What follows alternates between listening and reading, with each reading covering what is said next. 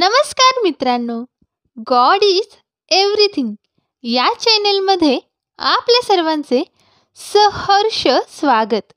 आज आपण बघणार आहोत कहाणी 16 सोमवारांची.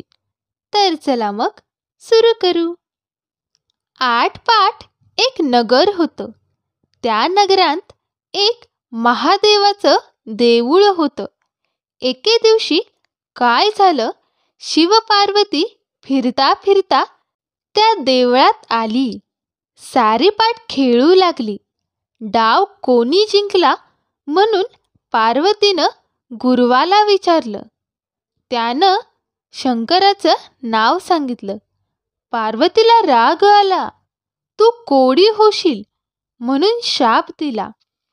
तशा त्याला असह्य वेदना होऊ लागल्या. पुढं एके दिवशी काय झालं, देवळी स्वर्गाच्या अप्सरा आल्या. त्यांनी गुरव कोडी पाहिला. त्याला कारण पुशिलं. गुरुवानं गिरिजेचा शाप सांगितला. त्या म्हणाल्या, भिऊ नको, घाबरू नको.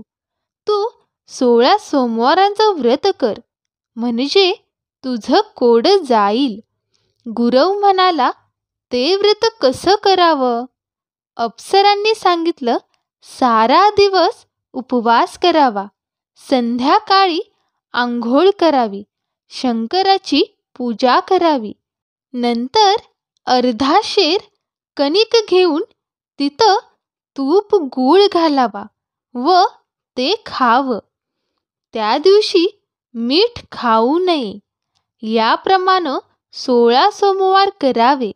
17व्या सोमवारी 5 शेर कणिक घ्यावी, तूप गूळ घालून चुरमा करावा, तो देवळी न्यावा. भक्तीनं शंकराची षोडशोपचारांनी पूजा करावी. नंतर चुरम्याचा नैवेद्य दाखवावा. पुढं त्याचे 3 भाग करावे. एक भाग देवाला द्यावा, दुसरा भाग देवळी ब्राह्मणांना वाटावा किंवा गायीला चारावा आणि तिसरा भाग घरी घेऊन जाऊन सहकुटुंबी भोजन करावं. असं सांगून त्या नाहीशा झाल्या. पुढं गुरुवानं ते व्रत केलं. गुरव चांगला झाला.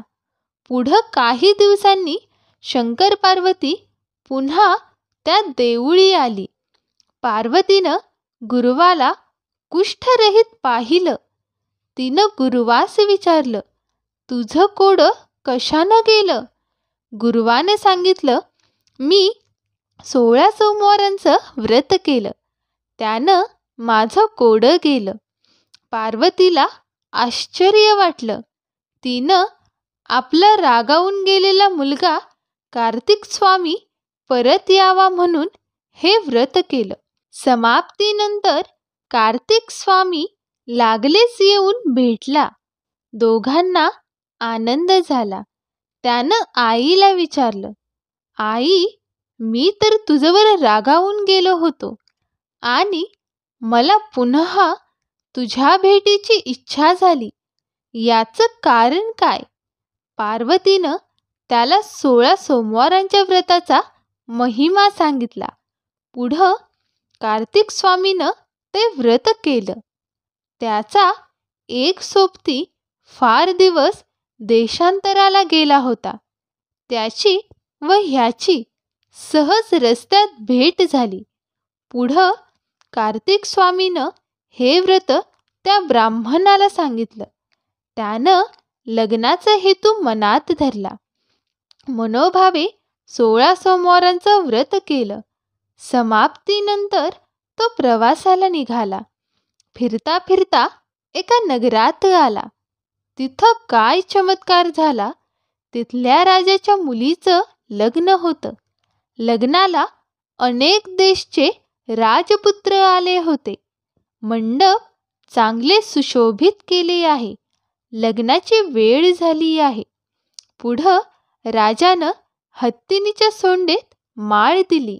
ज्याच्या गळ्यात हत्तीन माळ घालील त्याला आपली मुलगी द्यायची, असा राजाचा पण होता. तिथं आपला हा ब्राह्मण ती मौज पाहायला गेला होता.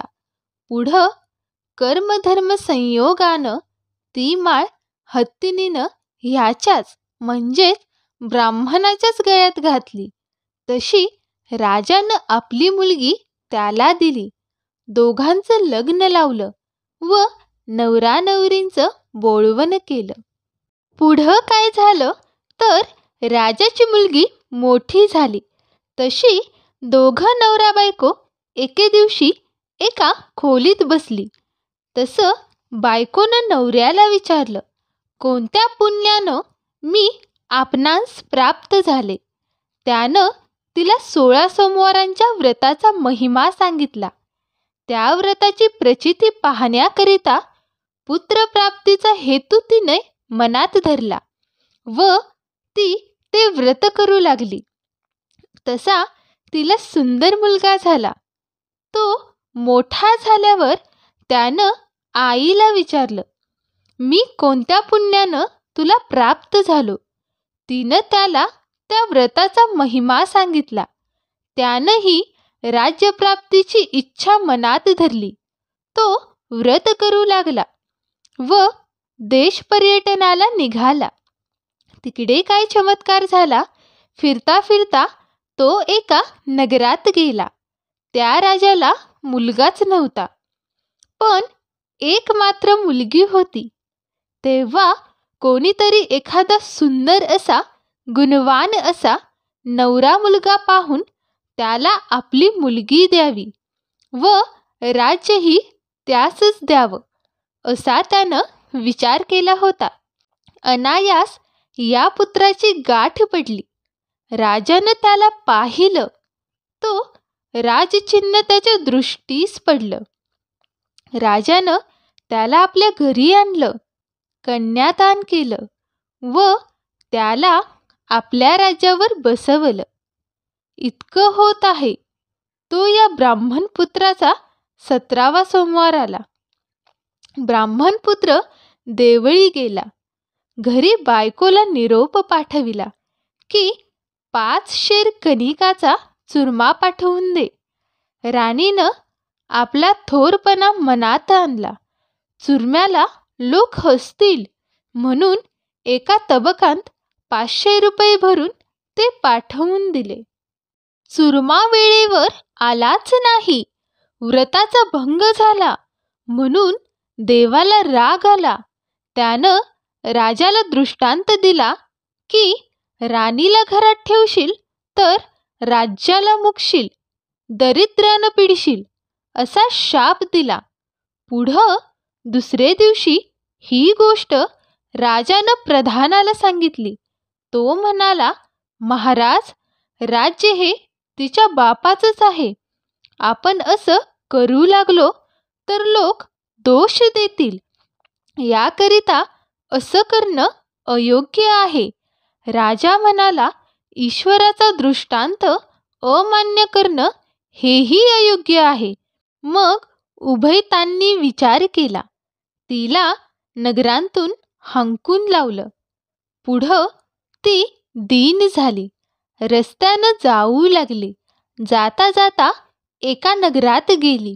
तिथं एका म्हातारीच्या घरी उतरली. तिनं तिला ठेवून घेतलं, खाऊ पिऊ घातलं. पुढं काय झालं, एके दिवशी म्हातारीनं तिला चिवटं विकायला पाठविलं. दैवाच्या गती विचित्र आहे. बाजारात ही चालली. मोठा वारा आला. सर्व चिवटं उडून गेली. तिनं घरी येऊन म्हातारीला सांगितलं. म्हातारीनं तिला घरातून हांकून लावलं. तिथून निघाली. ती एका तेलाच्या घरी गेली. तेलाच्या घागरी भरल्या होत्या. त्यावर तिची नजर गेली. तसं त्यातलं सगळं तेल नाहीस झालं. म्हणून तेल्यानं तिला घालवून दिलं. पुढं ती तिथूनही निघाली. वाटेने जाऊ लागली. जाता जाता एक नदी लागली. त्या नदीला पुष्कळ असं पाणी होतं. पण तिची दृष्टी त्यावर गेल्याबरोबर सर्व नदीचे पाणी आटून गेले. पुढं जाता जाता एक सुंदर तळं लागलं. त्यावरही तिची दृष्टी गेली. तसे पाण्यात किडे पडले, पाणी नासून गेले. रोजच्या सारखे तळ्यावर गोवारी आले. नासकं पाणी पाहून परतले. गुरढोरं तान्हेली राहिली. पुढं काय झालं, तिथं एक गोसावी आला. त्यानं तिला पाहिलं. कोण, कुठची म्हणून सगळी हकीकत विचारली. तिनं सगळी हकीकत सांगितली.